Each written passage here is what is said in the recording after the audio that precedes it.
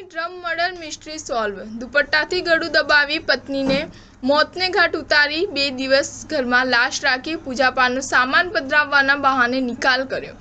સુરતના ભેસ્તાન પોલીસ મથકની હદમાં ભાણોદરા ગામની સીમમાં પ્લાસ્ટિકના બેરેલની અંદરથી એક મહિલાની લાશ મળી આવતા ચકચાર મચી ગઈ હતી। આ મહિલાની હત્યા અન્ય કોઈએ નહીં પરંતુ તેના પતિએ કરી હોવાનું બહાર આવ્યું છે।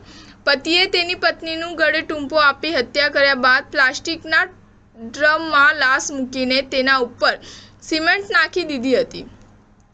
2 દિવસ સુધી પોતાના જ ઘરમાં લાશ મૂકી રાખી હતી। ડ્રમની ઉપર બેચ નંબર પરથી આ ગુનાનો ભેદ ઉકેલાયો હતો અને મહિલાની ઓળખ પણ ત્યારબાદ જ થઈ હતી।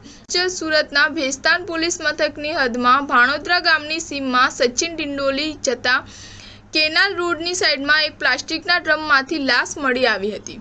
બનાવની જાણ થતાં પોલીસના અધિકારીઓ ઘટના સ્થળે પહોંચ્યા હતા। ડ્રમમાં માથું અંદરની સાઈડ અને પગ બહારની સાઈડમાં હતા।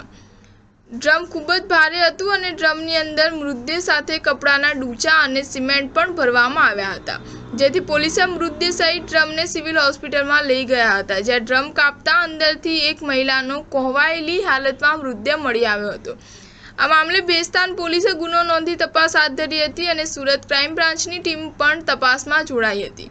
પોલીસને આ ગુનાનો ભેદ ઉકેલવામાં સફળતા મળી હતી। આ બનાવમાં પોલીસે કનકપુર કંસાડ રોડ પર રહેતા સંજય કરમશીભાઈ પટેલને ઝડપી પાડ્યો હતો। પોલીસે તેની પૂછપરછ કરતા મૃતક મહિલાનું નામ ધર્મિષ્ઠા કાંતિભાઈ ચૌહાણ છે અને તે તેની પત્ની હોવાનું જાણવા મળ્યું હતું।